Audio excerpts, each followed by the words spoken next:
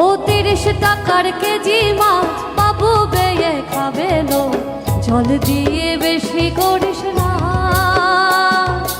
8টা বাজে দেরি করিস না।